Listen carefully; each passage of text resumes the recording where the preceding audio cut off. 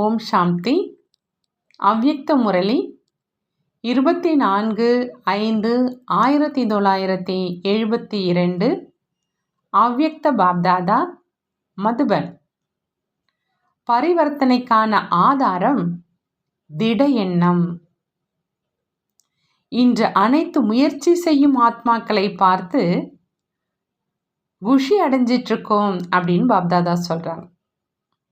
ஏன்னா இதே சிரேஷ்ட ஆத்மாக்கள் தான் உலகை பரிவர்த்தனை செய்வதற்கு பொறுப்பாளர்களாக ஆகியிருக்கிறாங்க அப்படின்னு தெரிஞ்சிருக்கிறோம். ஒவ்வொரு சிரேஷ்ட ஆத்மாவும் வரிசைக்கிரமா எவ்வளவு அதிசய காரியம் செஞ்சிட்டு இருக்கிறாங்க. தற்சமயத்துல ஏதோ குறை மற்றும் பலகீனம் இருந்தாலும் எதிர்காலத்துல இதே ஆத்மாக்கள் தற்பொழுது என்னவாக இருக்கிறவங்க என்னவாக ஆக போகிறாங்க. அப்படி எதிர்காலத்தை பார்த்து உங்கள் அனைவரினுடைய சம்பூர்ண நிலையை பார்த்து பார்த்து மகிழ்ச்சி அடைஞ்சிட்டு இருக்கோம்னு சொல்றாங்க பாப்தாதா. அனைவரையும் விட மிகப்பெரிய ஆன்மீக மந்திரவாதிகள் தான் இல்லையா நீங்க? எப்படி மந்திரவாதி குறைந்த நேரத்துல அதிக விசித்திரமான விளையாட்டை காண்பிப்பாங்க, அதே மாதிரி ஆன்மீக மந்திரவாதிகள் நீங்களும் உங்களுடைய ஆன்மீகத்தின் சக்தி மூலமா முழு உலகையும் மாற்றத்துல கொண்டு வரக்கூடியவங்க. ஒன்றுமே இல்லாதவரை இரட்டை கிரீடம் அணிந்தவராக ஆக்குறாங்க. ஆனால் தன்னை மாற்றுவது மற்றும் உலகை மாற்றுவதற்கான இவ்வளவு பெரிய காரியத்தை ஒரே ஒரு திட எண்ணத்தினால் செய்யக்கூடியவங்க நீங்க. ஒரே ஒரு திட எண்ணத்தினால் தன்னை மாற்றி விடுறீங்க. அப்படி எந்த ஒரு எண்ணத்தினால அநேக ஜென்மங்களின் நினைவு மறைந்த நிலையின் சமஸ்காரத்தை நினைவில் மாறிவிடணும். அப்படி அது எந்த ஒரு திட எண்ணம்? அந்த ஒரு எண்ணம் ஏது? ஒரே ஒரு நொடிக்கான விஷயம்தான். அதன் மூலம் தன்னையும் மாற்றிவிட்டீங்க. ஒரே ஒரு நொடிக்கானது மற்றும் ஒரே ஒரு எண்ணமாகிய நான் ஒரு ஆத்மா என்பதை நடைமுறையில் தாரணை செஞ்சீங்க. இந்த திட எண்ணத்தினால தன்னுடைய அனைத்து விஷயங்களையும் பரிவர்த்தனையில கொண்டு வந்தீங்க. அதே மாதிரி திட எண்ணத்தினால உலகத்தையும் பரிவர்த்தனையில கொண்டு வருகிறீங்க. அந்த ஒரு திட எண்ணம் ஏது? நாமே தான் உலகினுடைய ஆதாரமானவங்க, முன்னேற்றம் செய்யறவங்க, அதாவது உலகத்துக்கு நன்மை செய்யறவங்க. இந்த எண்ணத்தை தாரணை செய்யறதுனாலேயே உலகை பரிவர்த்தனை செய்யும் அந்த காரியத்துல எப்பொழுதுமே ஈடுபட்டு இருக்கீங்க. அப்படி ஒரே எண்ணத்தினால தன்னை மற்றும் உலகை மாற்றி விடுறீங்க. அந்த மாதிரி ஆன்மீக மந்திரவாதிகள் நீங்கள். அந்த மந்திரவாதிகளோ அல்ப காலத்துக்காக பொருட்களை மாற்றத்துல கொண்டு வந்து காண்பிக்கிறாங்க. ஆனால் ஆன்மீக மந்திரவாதி நீங்கள் அழியாத மாற்றம், அழியாத பிராப்தி செய்கிறவங்க மற்றும் செய்விக்கக்கூடியவங்க நீங்க. ஆகையினால எப்பொழுதும் தன்னுடைய இந்த உயர்ந்த பதவி மற்றும் உயர்ந்த காரியத்தை எதிரில் வைத்து கொண்டே ஒவ்வொரு எண்ணத்தையும் செயலையும் செஞ்சீங்கன்னா ஒவ்வொரு எண்ணமும் செயலும் வீணாகவே போகாது. நடைமுறையில் தன்னுடைய பழைய உடல் மற்றும் பழைய உலகத்தில் இருந்து கொண்டே தன்னுடைய உயர்ந்த பதவியை மற்றும் உயர்ந்த காரியத்தை மறந்துவிடும் காரணத்தினால அநேக விதமான தவறுகள் நடந்துடுது. தன்னைத்தானே மறப்பது இதுவும் தவறுதான் இல்லையா?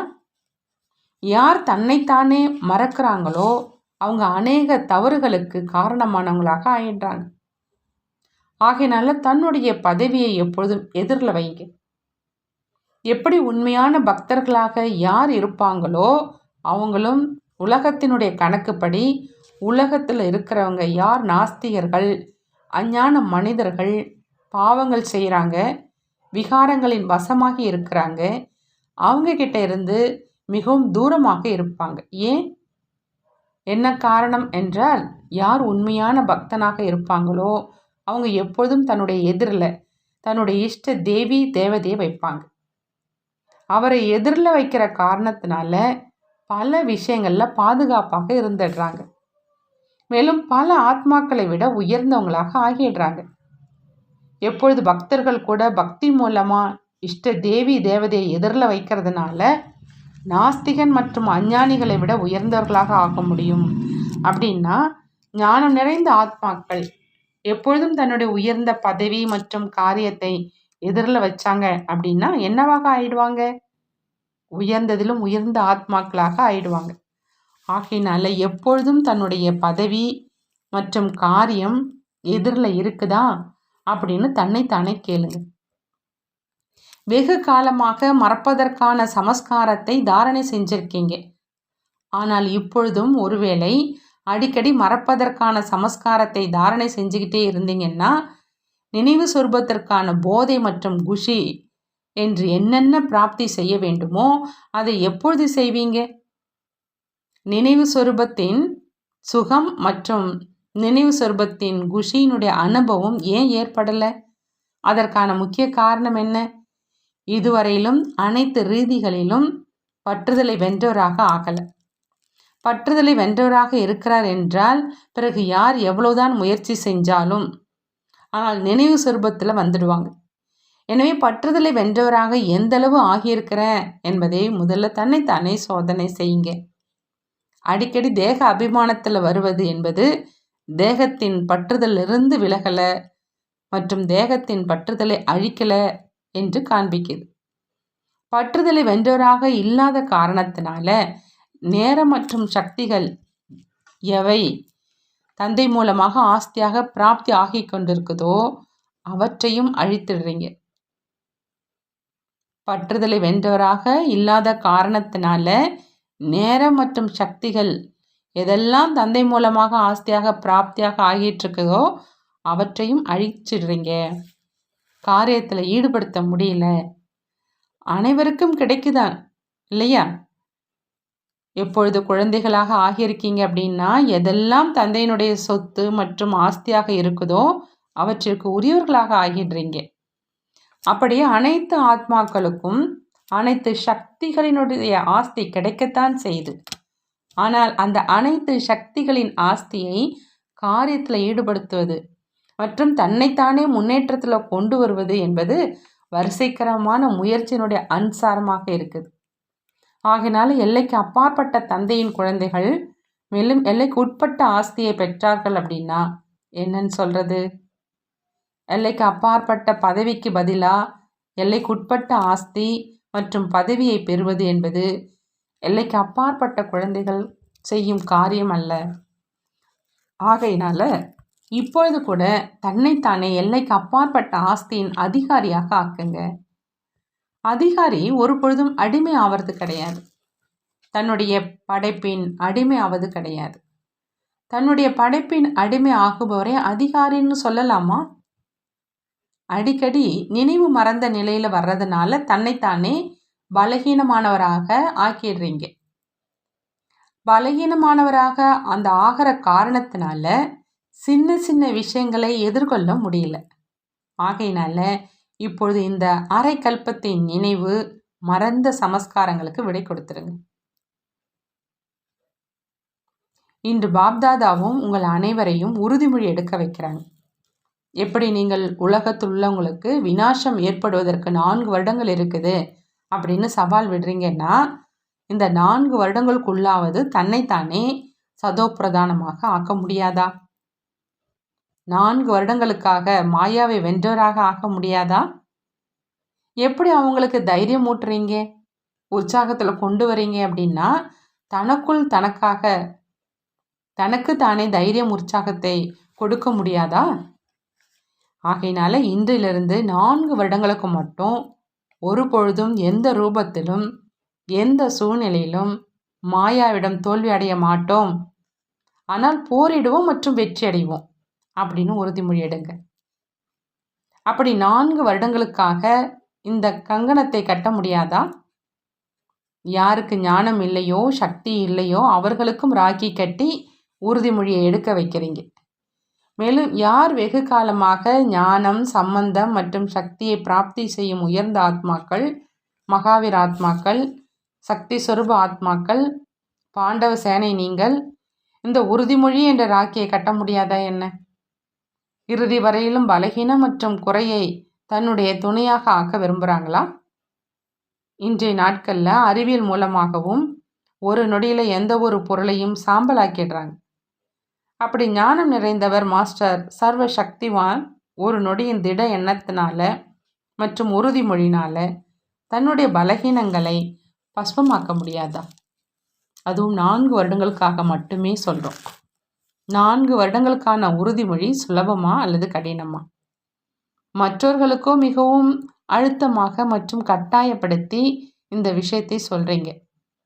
அப்படி மற்றவங்களுக்கு மிகவும் அழுத்தமாகவும் பெருமிதத்தோடும் சொல்கிறீங்கன்னா தன் மீது வெற்றி அடைவதற்கான உறுதித்தன்மையும் பெருமிதத்தையும் வைக்க முடியாதா? அப்படி இன்றிலிருந்து பலகீனங்களுக்கு குறைந்தது 4 வருடங்களுக்காக விடை கொடுங்க. 4 வருடங்கள் உங்களை பொறுத்த அளவில் 4 வினாடிகள் தான் இல்லையா? இப்பொழுது இங்கே இருக்கீங்க, அடுத்த நேரம் அங்கே இருக்கீங்க. இந்த நேரம் முயற்சி செய்கிறவர், அடுத்த நேரம் பரிஸ்தாரூபம். இந்த அளவு அருகாமையில் தன்னுடைய சம்பூர்ண நிலை தென்படுதா? எப்பொழுது நேரம் இவ்வளோ அருகாமையில் இருக்குது அப்படின்னா சம்பூர்ண நிலையும் கூட அருகாமையில் தானே இருக்குது. இதையும் முயற்சி செஞ்சு தான் நிரூபிப்பீங்க. இதையும் முயற்சி செஞ்சு தான் நிரப்புவீங்க. எப்படி யாருக்காவது அடைய வேண்டிய இலக்கு மிக குறைந்த தூரம்தான் இருக்குது என்று தெரிஞ்சிருச்சுன்னா இலக்கை சென்றடைகிற அந்த குஷியில் அனைத்து விஷயங்களையும் மறந்துடுவாங்க. அப்படி நடைமுறையில் முயற்சி செய்கிறதில் ஏற்படும் அந்த களைப்பு மற்றும் சின்ன குழப்பங்களில் மாட்டிக்கொண்டு சோம்பலில் வந்துடுறீங்க. அவை அனைத்தையும் அகற்றுவதற்காக தன்னுடைய எதிரில் தெளிவாக நேரம் மற்றும் நேரத்தின் கூடவே தன்னுடைய பிராப்தியை வச்சிங்கன்னா சோம்பல் மற்றும் களைப்பு அகன்றிடும். எப்படி ஒவ்வொரு வருடத்திற்கான சேவை திட்டத்தை உருவாக்குறீங்க, அதே மாதிரி ஒவ்வொரு வருடமும் தன்னுடைய முன்னேறும் கலையை மற்றும் சம்பூர்ணம் ஆவதற்கு உயர்ந்த எண்ணம் காரியம் செய்வதற்காக தனக்காக திட்டத்தை உருவாக்குங்க. மேலும் திட்டத்தின் கூடவே ஒவ்வொரு நேரமும் திட்டத்தை எதிரில் பார்த்து கொண்டே நடைமுறையில் கொண்டு வந்து கொண்டே இருங்க. நல்லது. அந்த மாதிரி உறுதிமொழி செய்து தன்னுடைய சம்பூர்ண சொரூபத்துக்கு மற்றும் தந்தையை பிரத்யட்சம் செய்பவர்களுக்கு நமஸ்காரம். நாமும் நம்மளுடைய பாப்தாதாவுக்கு அன்பு நினைவுகள் மற்றும் நமஸ்காரம் செய்வோம்.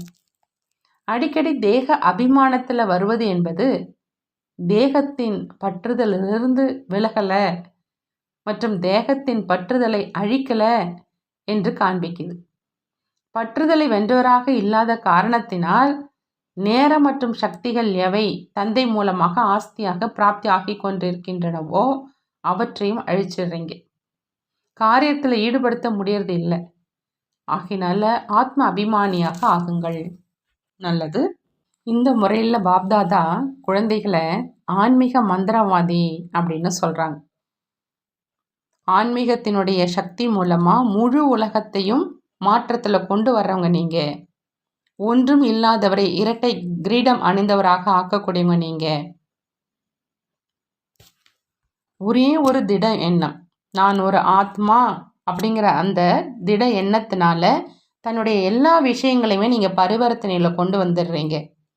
அதே மாதிரி நாம தான் உலகத்துக்கு ஆதாரமானவங்க, முன்னேற்றம் செய்கிறவங்க, அதாவது உலகத்துக்கு நன்மை செய்கிறவங்க அப்படிங்கிற இந்த திட எண்ணத்தை தாரணை செய்கிறதுனால உலக பரிவர்த்தனை செய்கிற காரியத்தில் எப்பொழுதுமே ஈடுபட்டு இருக்கீங்க. உலகத்தில் இருக்கிற மந்திரவாதிகள் அற்ப காலத்துக்காக பொருட்களை மாற்றத்தில் கொண்டு வந்து காண்பிக்கிறாங்க. ஆனால் நீங்கள் ஆன்மீக மந்திரவாதி, அழியாத மாற்றம் அழியாத பிராப்தி செய்கிறவங்க மற்றும் செய்விக்கிறவங்களாக இருக்கீங்க. ஆகையினால எப்பொழுதும் தன்னுடைய இந்த உயர்ந்த பதவி மற்றும் இந்த உயர்ந்த காரியத்தை எதிரில் வச்சுக்கிட்டே ஒவ்வொரு எண்ணத்தையும் செயலையும் செஞ்சீங்கன்னா ஒவ்வொரு எண்ணமும் செயலும் வீணாகவே போகாதுன்னு சொல்கிறாங்க பாப்தாதா. அடுத்ததாக இந்த முறையில் பாபா சொல்கிறாங்க, நீங்கள் சதோ பிரதானமாக மாயாவை வென்றவராக ஆகணும் அப்படின்னா ஒருபொழுதும் எந்த ரூபத்திலும் எந்த சூழ்நிலையிலும் மாயா கிட்ட தோல்வி அடைய மாட்டோம், ஆனால் போரிடுவோம் மற்றும் வெற்றி அடைவோம் அப்படிங்கிற உறுதிமொழி எடுங்கன்னு சொல்லியிருக்கிறாங்க. அடுத்து தன்னைத்தானே சோதனை செய்யுங்க. பற்றுதலை வென்றவராக எந்த அளவு நான் ஆயிருக்கேன் அப்படின்னு செக் பண்ண சொல்கிறாங்க.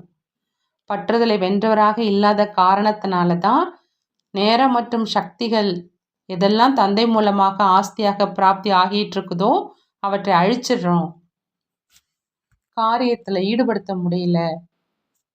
ஆகையினால தன்னைத்தானே எந்த அளவுக்கு பற்றுதலிருந்து வென்றிருக்கேன் அப்படின்னு செக் பண்ண சொல்கிறாங்க. ஆகையினால ஆத்ம அபிமானியாக ஆகணும்னு சொல்லியிருக்கிறாங்க பாபா. நல்லது. ஓம் சாந்தி. நன்றி பாபா, நன்றி.